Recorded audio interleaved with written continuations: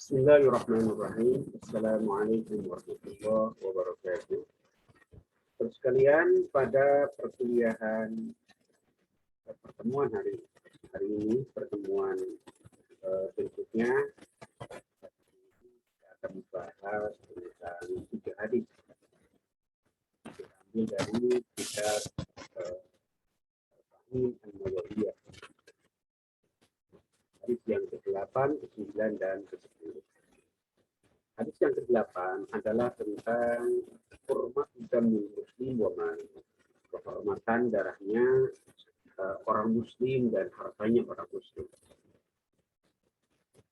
An Abi Umar radhiyallahu anhu, an Abi Umar radhiyallahu anhu, dari Abi Umar radhiyallahu anhu, semoga Allah meridhoi keduanya. Anna Rasulullah sallallahu alaihi wasallam, Rasulullah sallallahu alaihi wasallam qala, bersabda, "Umirtu, aku diperintahkan, an uqatila, untuk membunuh an-nasa, manusia, hatta yashhadu, hingga mereka bersyahadat, alla ilaha, bahwa sesungguhnya tiada Tuhan illallahu, kecuali Allah, wa anna Muhammadan, dan sesungguhnya Muhammad Rasulullah, utusan Allah, wa yuqimus sholata, dan mereka mendirikan salat, wa yu'tu, dan mereka membayar az-zakat, zakat, wa idza fa'alu, dan jika mereka melakukan dalika, hal-hal itu, asamu minni, asamu, mereka terpelihara, minni, dariku, dima'ahum, darahnya, wa amwalahum, hartanya, illa bihaqqil Islam, kecuali berdasarkan hak-hak Islam. Wa hisabuhum, sementara hisab mereka, alallahi, adalah menjadi kewajibannya Allah Ta'ala. Wa hisabuhum, dan hisaban mereka, alallahi Ta'ala, kepada Allah Ta'ala.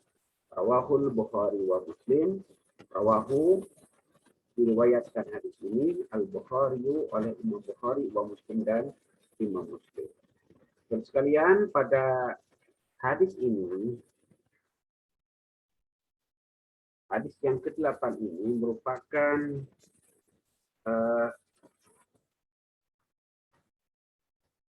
hadis yang menjadi kaidah yang agung di dalam Islam, di dalam agama, yakni keterpeliharaan darahnya orang muslim dan hartanya orang muslim. Ini merupakan kaidah.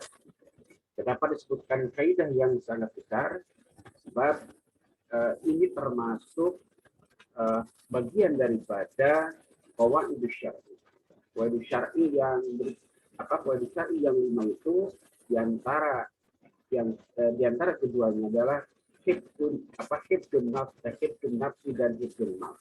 Jadi menjaga menjaga jiwa jangan sampai terbunuh, kemudian hifdzun mal, yaitu menjaga harta benda jangan sampai ada yang mencuri.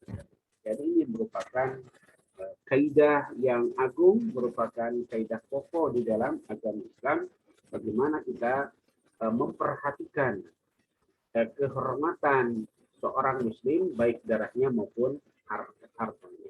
Darahnya termasuk di dalamnya adalah kehormatan dirinya orang muslim. Jadi kewajiban kita bagaimana menghormati darahnya orang muslim, bagaimana menghargai kepribadiannya atau nama baiknya seorang muslim. Nah, pada hadis ini Rasulullah Shallallahu Alaihi Wasallam mengatakan bahwa An Abi Umar radhiyallahu anhu, dari Abi Umar, dari Ibnu Umar radhiyallahu anhu, semoga Allah meridhoi keduanya, Rasulullah sallallahu alaihi wasallam bersabda, "Umirtu an uqatilan nas." Aku diperintahkan memerangi manusia, membunuh manusia, hatta yashhadu alla ilaha illallah wa anna Muhammadar Rasulullah, sehingga mereka bersaksi bahwa tiada Tuhan selain Allah dan sesungguhnya Nabi Muhammad Shallallahu Alaihi Wasallam. Ini berarti kan perintah yang pertama. Pokok yang pertama, pernyataan bahwa seseorang itu mengaku dirinya mengaku dirinya bahwa tiada Tuhan selain Allah, bahwa dirinya mengakui sepenuh hati bahwa Nabi Muhammad adalah Rasulullah Shallallahu Alaihi Wasallam.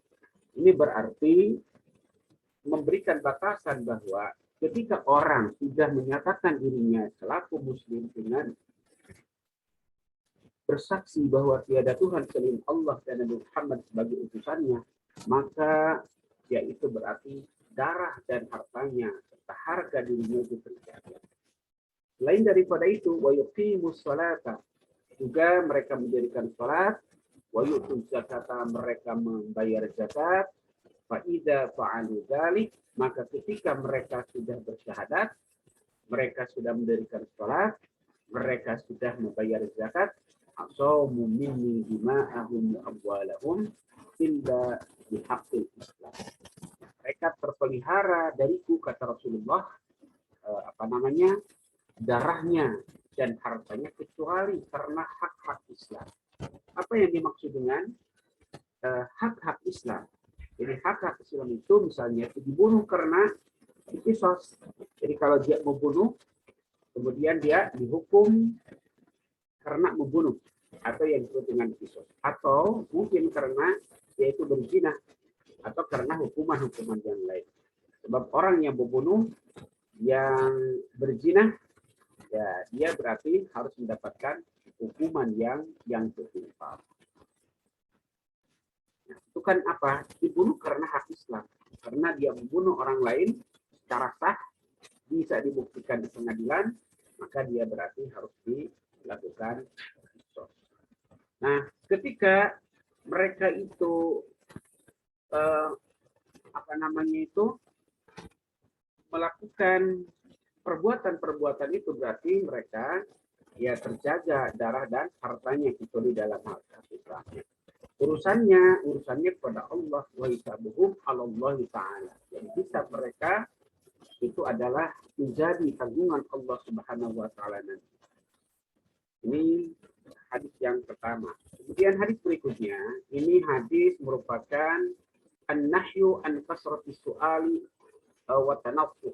Jadi hadis larangan tentang banyak bertanya kepada Nabi atau mungkin kepada para pewarisnya, kemudian melakukan tindakan-tindakan yang keras atau melakukan penentangan secara keras kepada Nabi Muhammad SAW, kepada para nabinya, juga kepada orang-orang yang mengikuti Rasulullah SAW, yakni para pewarisnya, para ulamanya.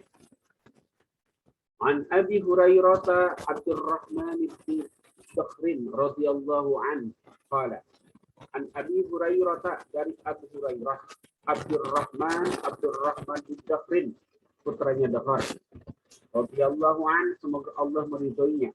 Qala, dia berkata, kami itu aku mendengar Rasulullah sallallahu alaihi wasallam yaqulu, beliau bersabda, mana haitukum anhu, mana haitukum, apa yang aku kalian larang, anhu, darinya, mana haitukum, apa yang aku larang kepada kalian, fajtanibuhu, maka jauhilah. Wa ma amartu, dan apa yang aku perintahkan kepada kalian, bihi, tentangnya. Wa ma amartukum, dan apa yang aku perintahkan kepada kalian, fa'alu, maka kerjakanlah. Fa'alu minhu, maka kerjakanlah. Mastata'tum, semampu kalian. Fa innama, karena sesungguhnya, ahlaka, rusak, hancur, alladzina, orang-orang minkum sebelum kalian, kasratu masailihim, karena banyaknya pertanyaan mereka, waqtilafuhum, dan karena banyaknya penentangan mereka, ala anbiyaihim, kepada para nabi-nabi mereka. Rawahul Bukhari wa Muslim. Hadis ini diriwayatkan oleh Imam Bukhari dan Muslim. Sekali lagi, an Abi Hurairah, dan Abu Hurairah Abdurrahman bin Dakhar radhiyallahu an, semoga Allah meridhoinya. Qala, beliau berkata, kami itu aku mendengar Rasulullah Sallallahu Alaihi Wasallam yaqulu bersabda, ma nahaitukum anhu, apa yang aku kalian larang, apa yang aku larang kepada kalian, fajtanibuhu, maka jauhilah. Wa ma amartukum, dan apa yang aku perintahkan kepada kalian, fa'alu, maka kerjakan, minhu, daripadanya, mastata'tum, semampu kalian. Fa innama ahlakal ladina min qablikum, fa innama ahlaka, karena sesungguhnya hancurnya alladzina min qablikum, orang-orang sebelum kalian, kasratu masailihim, karena mereka banyak bertanya, wahtilafum, dan karena mereka banyak menentang, ala anbiyaihim, kepada para nabi-nabi mereka. Terus kalian, hadis yang sebelah ini merupakan hadis larangan kita untuk banyak bertanya dan banyak bertentangan dengan nabi-nabi Allah Subhanahu wa taala. Ini merupakan sebuah gambaran bahwa kita dilarang untuk banyak bertanya kepada nabi, kita dilarang untuk banyak menentang kepada nabi, dan ini juga barangkali juga termasuk menentang kepada para ulama-ulama yang betul-betul ulama yang menjadi pewaris para nabi Muhammad Shallallahu Alaihi Wasallam, yang mengikuti ajaran-ajaran Nabi Muhammad Shallallahu Alaihi Wasallam. Nah, hadis ini termasuk juga kaidah dalam agama, bahwa agama itu harus dijaga. Jadi salah satu maqasidus syar'i itu adalah hifdzuddin. Agama itu harus dijaga. Gimana cara kita menjaga agama? Cara kita menjaga agama itu adalah apa yang dilarang oleh Rasulullah, maka kita harus menjauhinya. Apa yang diperintahkan oleh Rasulullah, baik perintah itu bersifat wajib, ataupun perintah itu bersifat sunnah, ataupun perintah itu bersifat mubah, maka kita harus melakukannya, harus menaati perintah Rasulullah Shallallahu Alaihi Wasallam. Sebab Rasulullah diperintahkan oleh Allah Subhanahu Wa Taala, dibimbing oleh Allah Subhanahu Wa Taala, terhindar dari kesalahan-kesalahan. Maka apa yang diperintahkan pasti memberikan manfaat, dan apa yang dilarang oleh beliau pasti itu akan memberikan madarat atau berbahaya bagi kita. Oleh sebab itu, apa yang diperintahkan oleh Nabi kepada kita, maka kita harus menjauhinya. Dan apa yang diperintahkan oleh Nabi, maka kita harus melaksanakannya. Nah, cara melaksanakannya, maka apa? Fa'alu minhu mastata'tum. Jadi, kita melakukan apa yang diperintahkan Nabi itu mastata'tum. Jadi, sekuat kita. Sekuat kita. Ini kan terkait misalnya itu dengan seluruh yang difardukan oleh Allah itu ada syarat dan rukunnya. Ketika syaratnya tidak terpenuhi semua, ketika rukunnya tidak terpenuhi semua, ya bukan berarti kita harus meninggalkan itu, tetapi apa? Ya semampunya kita melakukan kewajiban itu seperti apa. Ketika di perjalanan kita diberikan rukhsah oleh Nabi untuk melakukan sholat, ya semampu kita. Mau sholat full boleh, ataupun misalnya mau menggunakan rukhsah dengan melakukan sholat qashar juga boleh. Ketika kita berpuasa pada bulan Ramadan, ya semampu kita melakukannya. Kalau kita sedang sakit, ya kita dibolehkan untuk menggantinya di bulan-bulan berikutnya. Itulah kita melakukan kewajiban agama semampu kita. Tetapi ya kita bukan nganggap enteng, ataupun kita malas, ataupun kita api-api tidak mampu, beralasan tidak mampu. Nah, itu yang keliru tentunya. So sekalian, umat-umat sebelum Nabi itu mereka hancur. Kenapa hancur? Fa inna ma ahlakal ladzina min qablikum kasratu masailihim. Jadi mereka hancur itu karena mereka banyak bertanya kepada Nabi. Mereka banyak waqtilafum ala anbiyaihim. Mereka banyak bertentangan, banyak menentang nabi-nabinya itu. Jadi yang jelas Nabi itu karena dijamin kebenarannya oleh Allah, dimaksum dari kesalahan, maka apa yang diperintahkan tak usah ditanyakan lagi, apa yang diperintahkan tak usah ditanyakan lagi. Cukup dikerjakan semampu kita. Nah, inilah makna hadis. Kemudian hadis berikutnya adalah bahwa kehalalan apa yang kita pakai, apa yang kita makan, apa yang kita minum, itu akan menjadi sebab diijabahnya doa. Sementara perkara-perkara yang haram, baik apa yang kita minum, apa yang kita pakai, apa yang kita tempati, itu semua akan menghalangi terkabulnya doa. Baik, kita simak hadis Rasulullah Shallallahu Alaihi Wasallam.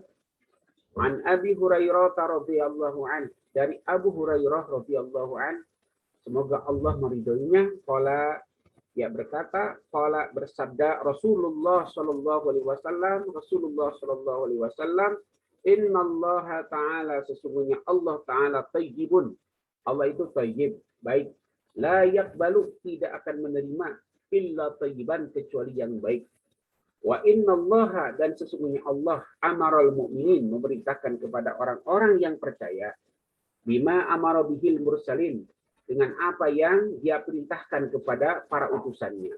Wa qala ta'ala, Allah Ta'ala berfirman, ya ayyuhar rusulu kulu minat tayyibati wa'amalu salihah. Ya ayyuhar rusulu, wahai para utusan, kulu, maka makanlah, minat tayyibat, dari makanan-makanan yang tayyib, yang baik, wa'amalu, dan perbuatlah solehan, dan beramalah solehan, dan kerjakanlah solehan, pekerjaan-pekerjaan, perbuatan-perbuatan yang soleh. Wa qala ta'ala, dan Allah Ta'ala berfirman, ya ayyuhalladzina amanu kulu min tayyibati ma razaqnakum. Ya ayyuhalladzina amanu, wahai orang-orang yang beriman, kulu, makanlah, min tayyibati ma razaqnakum, dari yang baik-baik apa yang telah kami berikan rezeki kepada kalian. Tsumma dzakara ar-rajula yutilu safara ash'atha aghbara. Kemudian beliau menyebutkan seseorang. Tsumma dzakara, kemudian menyebutkan ar-rajula, seseorang, yutilu, yang panjang, yang lama, as-safara, melakukan perjalanan. Ash'asha, rambutnya penuh debu. Aghbara, baju dan badannya berdebu. Yamuddu, dia membentangkan yadahi, kedua tangannya, ilas samai, ke langit. Ya Rabbi, wahai Tuhanku. Ya Rabbi, wahai Tuhanku. Wa mat'amuhu, sementara makanannya, haramun, adalah haram. Wa mashrabuhu, sementara minumannya haramun. Wa malbasuhu, dan sementara pakaiannya haramun, adalah yang haram. Wa budia, dan dia diberi makan bil haram, dengan yang haram. Fa'anna, maka bagaimana yustajabu, bisa diijabah bidzalika, karena karena makanannya, yang diminumnya, yang dipakainya diberi makan dengan yang haram. Jadi ini adalah hadis yang menjelaskan tentang bahwa terkabulnya doa kita tergantung kepada kehalalan apa yang kita makan, apa yang kita minum, apa yang kita pakai. Nah, kalau kita makan, minum, kemudian apa yang kita pakai haram, maka kita ketika terus menengadahkan tangan ke langit untuk berdoa kepada Allah Subhanahu wa Ta'ala, ya sampai kapanpun juga, kata Rasulullah, ini tidak akan terkabul doanya. Sebab ini menjadi prasyarat. Allah Subhanahu wa Ta'ala dalam Al-Qur'an mengatakan, ya ayyuhar rusulu kulu minat tayyibati wa'malu sholihah. Itu ya perintah kepada Rasul, kepada para rasulnya, bahwa diminta untuk makan makanan yang tayyib. Ya, tayyib itu berarti kan bergizi, baik, dan halal, serta diperintahkan untuk mengerjakan perbuatan-perbuatan soleh. Begitupun kepada orang-orang beriman, sama perintahnya. Kulu min tayyibati ma razaqnakum. Makanlah dari makanan-makanan yang baik yang telah kami berikan rezeki kepada mereka. Inilah saudara sekalian, walaupun misalnya kita setelah melakukan perjalanan jauh dalam keadaan pakaian yang kucel, kemudian rambut kita yang kucel, baju kita yang lusuh, kemudian kita menengadahkan tangan ke langit untuk memohon kepada Allah. Tetapi kalau apa yang kita makan, apa yang kita minum, apa yang kita pakai haram, maka fa'anna yustajabu lidzalik. Maka bagaimana bisa doa itu bisa dikabulkan oleh Allah Subhanahu wa taala. Rawahu Muslimun. Hadis ini diriwayatkan oleh Imam Muslim. Saudara sekalian, silakan hadis ini dihafal, kemudian diresapi, dimaknai, dan kita laksanakan dalam kehidupan kita sehari-hari. Terima kasih. Mari kita akhiri dengan membaca hamdalah. Alhamdulillahirabbil alamin. Wassalamualaikum warahmatullahi wabarakatuh.